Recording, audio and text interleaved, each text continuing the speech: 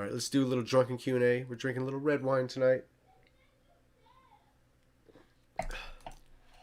First, hello, Culture Thug. I would really appreciate if you could talk in your next rant about the recent ban to enter the UK, arrest and deportation of three nationalists, Laura, Brittany, and Martin.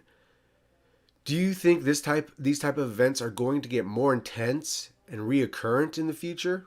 How should nationalists or anyone use their right of free speech without facing consequences such as detention? How to deal with the system ultimately without ending up censoring yourself. So first, about the three people banned from entering the UK. Yeah, yeah, I watched some of the interviews. I saw what was going on, and I saw Laura Southern had did something on South Africa. I mean, it's 20 years too late to even talk about them, but it's good. I guess someone's speaking about it. I guess another crop of people have come around and are going to hear about South Africa now. But it's already late for them. They need to get the fuck out of there, is what they need to do. That land is lost. That land is lost. And Americans, if you don't fucking stop with your LARPing, man, we're going to go down the same fucking road. So, um, yeah, that's that. But so, anyways, apparently she pissed people off for how dare she put a spotlight on what's going on in South Africa. And so she can't get into the UK now. And then I didn't know what exactly the reasons were for Brittany and Martin. I'm just very newly accumulated with a lot of these people. So I'm not quite sure. But I think these things, it sucks that it happens to these individuals, but it kind of needs to happen. It shines a light on what's going on. It shines a light when you see two 20-year-old girls and some young 20-year-old guy, all clean cut, all decent looking, none of them violent criminal records or anything like that. Then, you can understand why the UK would fear them. They're so dangerous, right? Yeah. So, no, it's laughable. Why would anyone? Why would the fucking British Empire, right? Why would they be? Didn't they used to be symbolized with a lion? Now look at them. So they're afraid of that. They don't want that in their country. But at the same time, you see what they do let into their country. So I gotta believe that more people than before this incident are seeing this and are saying, this is fucking ridiculous. Really? They just want to come to this country, have a conversation on a topic that is important, that society should have open dialogue on some of these tough topics. It's like they want to do that and they get shut down and sent away because of that. Yeah, but unfortunately, you need more things like this to happen, because if things like this don't happen, people aren't willing to make any more kind of sacrifices. And we'll get on to the second part of your question as far as sacrifices go. But you kind of need that. Fascism, nationalism, whatever you want to call it, it's a reaction. And it's a reaction to what? To shit like this, to this kind of shit that's going on. So more people will see that. It only is going to help. It only re-emphasizes what the argument against the system is when they're doing silly shit like this. And as they told you through their stories, and I've witnessed this and my own experience as well, when it comes to these kinds of messages and scenes, that a lot of times the people that will put handcuffs on you are sympathetic to you. But guess what? They're going to do their fucking job at the end of the day. So that's the unfortunate reality of it. That's kind of why I'm an advocate of populism, because they're not going to stop doing their job until it's a populist thing. Then they won't mind so much of not doing their job. But when it's just, a couple people like this, or these small groups of people like this, they're just going to keep doing their jobs because what they value is feeding their own family. So, yeah, it's unfortunate, but I think things like this need to keep happening. I'd be surprised if it keeps happening more and more. They'd have to be pretty fucking short-sighted to keep doing that, or pretty arrogant. They might think the fight's already over and they're just getting into extra punches before the ref gets in to break it up. But I don't know, because to me it's just all stupid moves. They've been making so many stupid moves since this Trump election that it's, like I keep saying, if we lose, it's our fault. We have no one else to blame. So it's, yeah, I wouldn't imagine they get too much more stricter. And there might be some pushback on this, and like, this is a little bit ridiculous. But Maybe there won't be. Maybe they'll keep going more and more and get more draconian. We can only hope. We can only hope. Unfortunately, that's a road that needs to be taken. I don't want it to. I wish it didn't need to, but unfortunately, we seem to need that.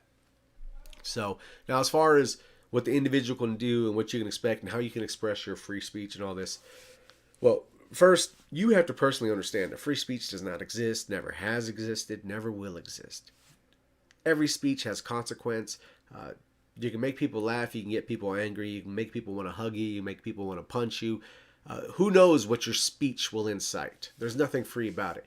And no society, no civilization ever, ever, ever, let's go all the way back to Socrates, right? Let's go all the way back there. Never, ever, ever gave you unmitigated free speech. So it doesn't exist. But I understand. It's a good talking point to get sympathy on, or to try to get yourself a venue to speak about the things you want to speak about that pop culture and the government may look down upon. So I understand the argument for it and why people will use that as a shield, essentially, but you need to understand, you need to be a little more Machiavellian about it, and not, get all dreamy-eyed about this concept of free speech. It's a fallacy, man. It's abstractness. It's there for people to argue about. But in reality, you see what speech is allowed. It's the laws, it's the culture, it's the tradition of the society you're in. All these things above dictate what kind of speech is had in that society, or what kind of speech is accepted and tolerated in that society. So you need to understand that. So don't ever expect free speech from them. Don't ever expect. I went into it on one of my drunken rants about how I wouldn't ever fucking cry in front of media after, or on this fucking webcam or any shit. Well, maybe I'll cry in front of this webcam if I start talking about Kadrianu and Yukio and I get all touchy about it. But as far as, oh, shit went bad, I'm going to prison and shit like that, and why I say that is because I've already mentally prepared myself for the worst already. I hope the fucking God it doesn't happen, but you have to mentally prepare yourself for the worst. If you're going to speak up for any of these things that are controversial, especially if you're going to take some kind of political action towards these things too, you need to be mentally prepared to expect the worst. Hope for the best, expect the worst, kind of that thing. So you need to expect that, and not be surprised when that happens, and not get caught off guard if that ever happens, if these bad things happen to you, if you get more active. But you have to make that decision within yourself and come to that understanding. So that's a part of it. Everyone has only so much we can do, because most of us are working class people. Most of us have no money put behind this. We only have our desire to change the society. Now, unfortunately, we're just too fractured of a people. Now, I can't speak for Europeans. I'm just speaking for Americans when I speak on this. Just for all the alternative politics we have in this country, and we have had in this country for the last 50, 60 years, it's always been kind of same thing, right? And it's just, we were talking about cyclical time in the last rant. It's kind of, we've had cyclical experiences of this fucking loser ass path that gets taken over and over again to a dead fucking end, but yet we keep taking it. So dealing with that, we only have so many things we can do. We can try to start political parties. We can speak about shit online, be a propagandist online. We can be financial supporters of people that put themselves out there, or financial supporters of internet parties that you agree with and want to fund and all this shit. So it's up to you to decide, where do you fit in best? How can you contribute best? And how much are you willing to sacrifice? All these things matter. All these things matter. And you need to come down to self-awareness. You need to know who you are and what you're willing to do and what your priorities are. Because if your priority is your freedom, then you're not going to want to get too involved with what's going on. If your priority is feeding your family, or having this specific job, or hanging in this specific social circle, then you might not want to get too open about your beliefs. So it all depends on who you are. You can answer that, brother. Don't ask me. Look in the mirror and answer that question for yourself. That'll tell you where you're at and what you're willing to do.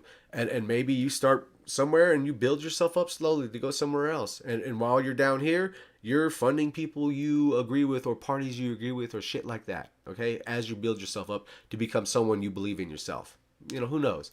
But these are questions you need to ask yourself. But always mentally prepare yourself for the worst. Understand, once again, the people I surround myself with, so I can look at them every day, so I can never be surprised if anything or nothing happens to me, right? Nothing. It's all the same. You have to be mentally prepared to expect the worst because you're dealing with the worst when we're talking about the people in the system and the what it feeds off of on people. It feeds off the worst aspects of humans. So you're going to have to expect that from this system. All right. So what do you think of Goebbels' Dear Nazi Social Handbook? Well, it's actually a good little handbook. I have no desire to do. It's just questions and answers with the press about National Socialism. But there's a video. I'll find a video and link it here. Either Yellow Socialist Front or Socialist Front did the video years ago, and it's a good video. So I have no desire to make a video on it because someone else already did a decent job on it. So I'll link that underneath. But yeah, it's just a decent little question and answer with the press. Okay. A quick question, CT. In the doctrine of fascism, I feel that Mussolini and Gentile, or Italians at the time, had a different connotation with the word state than we do today, especially in America. Currently, when I talk about the state in the present, I mean the government apparatus and not necessarily the people/nation with a biological component. It is like how Hitler said that the nation, the people, is the state. Or is there some other meaning? No, that's the exact meaning. Matter of fact, if you in my video on fascist philosophy, I go into a section of quotes from Gentile about the state and the nation/the people, and he says they're the same thing. They're synonymous with each other. The state is the apparatus created by the nation, the will of the people. It is like so. Here, the nation, right? The nation, the state, the nation. The state. That's what it is. It's the apparatus. It's the tool. It's created by the people. It comes into creation through the will of the people, their culture, their traditions, who they are. This is the representation of them. This is the apparatus that gets things done. So it's synonymous with each other. Gentile, Hitler, they all understand. All fascists, all third position people have the same concept of the state and the nation. The state is the apparatus. The nation is the people. State, the apparatus. So yeah, it's the same. And what today they understand of the state, they have no fucking clue what the state is. The only thing they see the state, the libertarian type fucks, is a restrictor on my personal desires of selfishness and hedonism. And then the welfare state fuckers, the welfare socialists, view it as a nanny. So yeah, they of course the modern concept of the state. It's disgusting. But the third position view is just that. It's an expression of the people. It is one. It's synonymous with the people. State and nation, the same thing. Hey, Thug. What do you think about Hitler was part of an elite Masonic plan to create a biological enhanced master race to rule the planet? Yeah. Was he part of the globalist plan for global slavery? I got this idea from the YouTuber Dr. Deep State. You should probably unsubscribe from Dr. Deep State. Then I would say, no, that's ridiculous. Dear Culture Thug, do you believe that the Nazis actually took meth tablets, Pertivin, however you say that, in order to have more energy to complete Blitzkrieg? Or do you think this is just propaganda? Well, interesting thing with that. And none of the history books I read did they ever go into much detail about that. And there's been books I read on like euthanasia and the medical doctors and Hitler's own personal doctor's journals and all this. And they never went into anything with that. I know it existed. I know they ordered 35 million tablets. I know it was said they were used during the rush to France in the 40s. Either way, it doesn't really matter because it's not a bad thing if they did. I mean, it probably did happen. Like I said, I haven't really seen anything go deep into it. I watched a documentary that went into it, but outside of that, that's the only thing I've really seen on it in depth. So, but at the same time, I've never seen anyone really put up an argument that it didn't exist. And like I said, it's a normal thing. Today, there was, what podcast was it? It was one of these military podcasts. It might have been Jocko's. There was a I think it was a Canadian sniper. I think it was that episode. He was talking about, they got this packet. When you're out a couple days in the field, you got this energy and you need to stay up for a couple days. You got this little thing you can take. And I think theirs was highly juiced with caffeine and a bunch of other shit. And you just take this packet and you be zooming.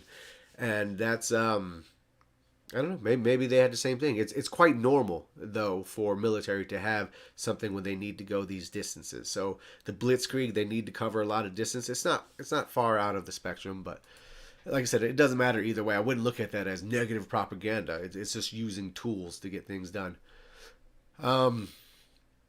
I watched your video, favorite movies and novels, and I'm curious, why do you like Kubrick so much? You know he was a Jew, right? No, you don't say. My goodness, how did I miss that one?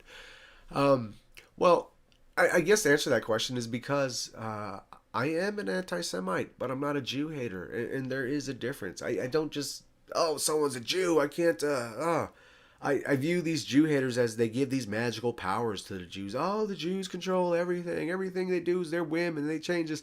And I often get lumped in there because I talk a lot about the Jewish question, and I do attach a reasonable amount of blame to their actions. But at the same token, I don't look at them like, oh my God, a Jew did this, I can't watch it or enjoy it, or a Jew did this music, I can't listen to it, or whatever it is. I don't look at it like that. I am anti-Semite. I do not like the natural expression of Jews. I don't, and I think a lot of that's encompassed in modernity today. So since I'm against that, obviously I'm going to be to their Semitism that they express. I'm anti that. I'm a Gentile. We have our own expression, and I'm pro that. So, but I don't hate them for being who they are. No, I don't. Of course, there's numerous things that need to be done, and there's numerous conversations about their actions that need to take place. But I just don't hate someone because they're Jewish. I don't hear, oh, he's a Jew, and I hate him right away. So that would answer that. And as far as Kubrick, I mean, he makes very good movies. It's in my personal opinion, at least. A lot of his movies are very well done, are entertaining, and a lot of them have a lot of layers to them, where they critique certain aspects of society, and they go into these critiques that are sometimes I disagree with, and sometimes I agree a lot with. So I think his ability to do that, to tell these fantastic stories in so many of his movies, and then have the underlying critiques on society is pretty good. It's pretty good. There's another movie, speaking about Jews making movies about like even self-critique. It's I think the Coen brothers did it. It was called A Serious Man. I think that's what it was called. Let me look it up real fast. It's been a while. The Serious Man or A Serious Man?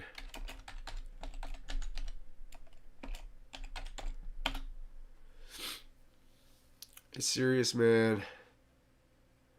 It was done. Yeah, it was done by the Coen brothers. A Serious Man. Check that movie out if you want to look at layers of two Jewish brothers completely like assaulting their own Jewish people through this movie.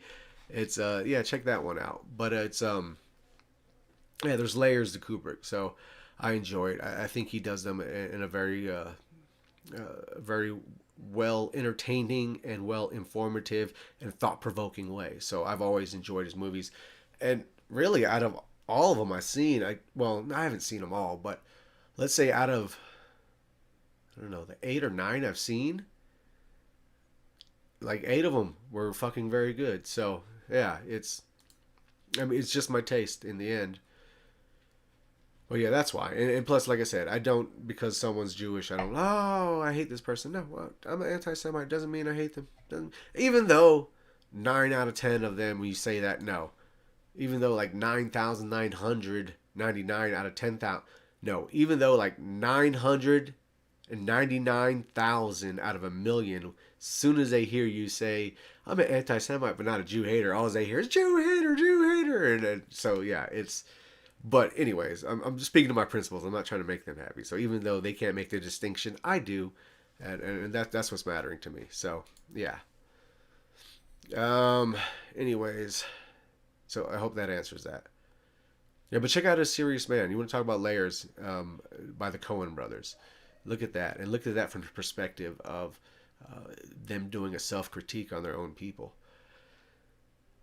Anyways, okay, next one. I have a question. What do you think about the monarchist system? Don't agree with it. I prefer meritocracy over blood aristocracies. And would you ever go into South American fascism?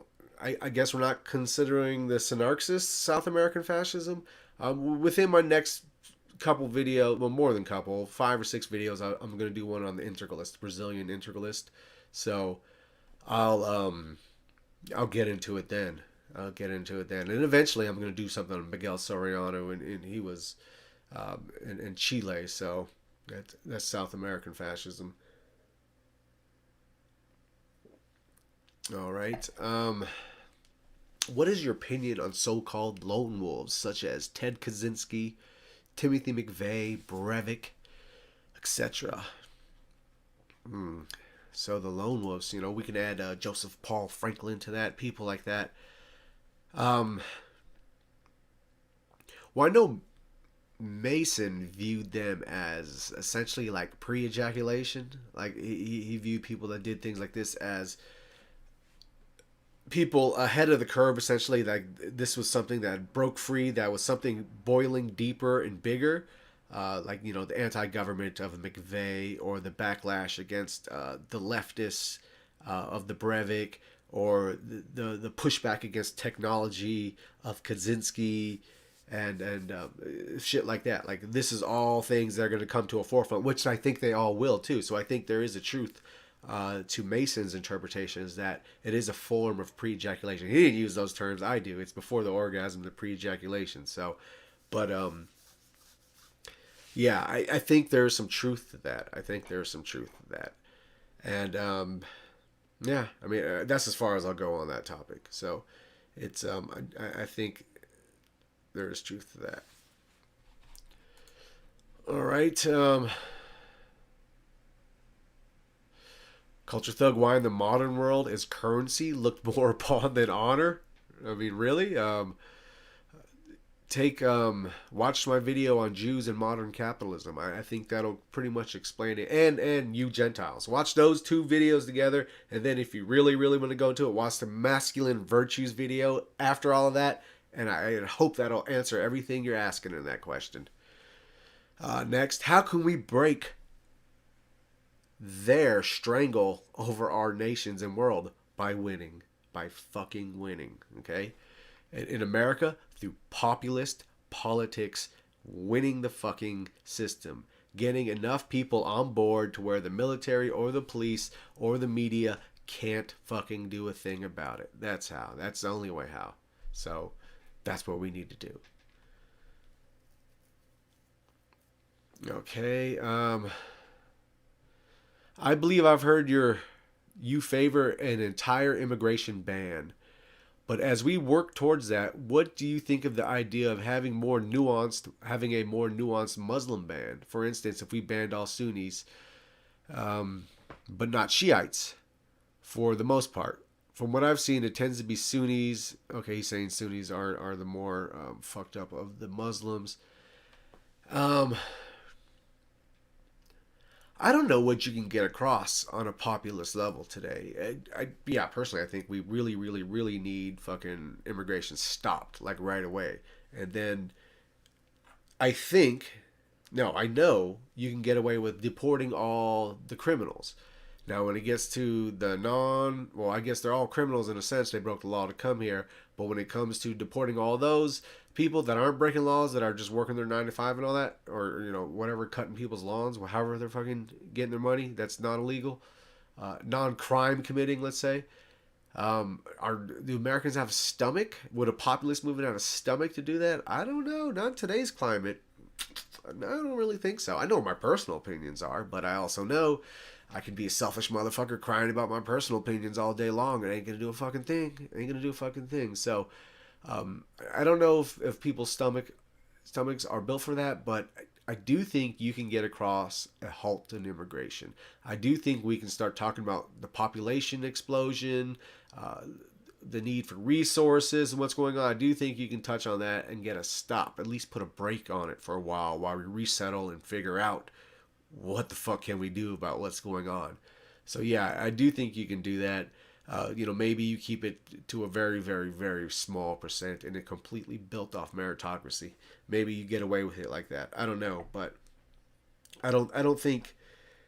I think you're either gonna have to cut out most of it, or you're not gonna be able to cut out any of it. Like you're not gonna be able to say just Sunnis and not Shiites, because then, good luck finding out who the fuck's really a Sunni and who's really a Shiite and who's sneaking in as a Shiite, but they're really a Sunni, and you go through all of that. So I don't think that's too realistic. I think it would cause more problems. I think we need to either completely like plug up the fucking leak, or we're just gonna it's just gonna drown us all. So yeah, but I think we can actually get that. I think we can get that more pushed than sending back the people that are working 9 to 5. Maybe you can even get that. I don't know, but just from what I'm seeing, it's gonna be a hard sell even to a lot of other people. What do you think of the popularity of our ideas on the recent internet blood sport channels? What's our ideas? I don't know. Is there someone out there espousing fascism? I'm not sure. Yeah, good. I don't know. Anywhere people accept or hear a different perspective on fascism, that's great. But who the fuck's speaking about fascism on any of these debates? Or who's actually representing fascism? Third position philosophy. I don't think anyone is. So I don't know what you mean by our ideas. Don't be lumping me in with a bunch of motherfuckers that you can go back 4 or 5 videos and I'm telling you, don't lump me in with these motherfuckers. So, in the past, you've expressed a favorable opinion of genetics. I'm wondering what your thoughts on genetic engineering, more specifically its application to human biology. Yeah, I don't know, man. I don't know. There's a fine line, but what is that fine line? Like, how far are we willing to go with this? Are we willing to change everything about a baby being born to make them more desirable, make them, have bodies chiseled from marble, have a certain look, a certain height? Like, do we? Oof, I don't know. That's like a science fiction horror movie to me. I don't know. How far do we go? Yes, I'm supportive of eugenics, pro eugenics, but I don't know. I think there's a fine line. I think we need to understand what a human is and what makes us. Anyone that has kids will know your kids are born with their personality right away. And it's fucking beautiful. Fucking beautiful. My daughter and son have the same genetics in them. Largely same genetics in them, right? And yet they're so different. They're so different. They got different talents. Naturally born with. Not anything I had to do with it. Not anything, well, maybe, through the DNA, but not anything that my instruction has created. They've had natural talent since they were born. And so I don't know, how much would that interfere with that? I don't know. These are the kind of conversations. Once again, this is why I'm such an advocate of fascism. These are the kind of conversations the top people of our society would be having if we had a fucking decent government. But no, we got this bullshit filled with politicians and lawyers and egomaniacs and panderers and snake oil salesmen, and we're stuck with that. So we can't have this conversation. It's just us on YouTube talking about this shit when these conversations should be taking place. Not this retarded. Speaking of retarded and eugenics, there was something. One of the Fox News broads, Laura Ingraham. I saw something on my timeline on YouTube, and they're talking about like abortion for like these crazy cucks want to make it illegal to abort fetuses. Like you could take a test and find out if they have Down syndrome while they're still in the fetus, while they're still still forming, not a human baby yet. And and I always told this to my wife, like the only time I would ever have an abortion is if I found out they're gonna be Down syndrome baby, because fuck you, that ain't happening. And so Laura Ingraham goes. She goes, I gotta find the clip. If I can find the clip, I'm gonna edit it in. So all these kids who are amazing angels, who are kids with Down syndrome. Wow. So these are the kind of people with power in our society right now. These are the kind of people that are on mainstream major news networks getting paid millions of dollars, and dollars equal power and freedom in our society. So these are our hierarchy right now. And they consider Down syndrome people to be special little angels that shouldn't be killed. I mean, you want to talk about dysgenics. Oh, shit. So we got the flood coming in. We're inviting another flood in. At the same time, we're going to force people to have retarded kids. Woo! I don't know whether to laugh or to fucking eat a gun, man. I just don't know. It's fucking... But yeah. Yeah. All right. Thanks for depressing me. Thanks for depressing me, guys. I'm going to go wallow in my sorrows. Cheers.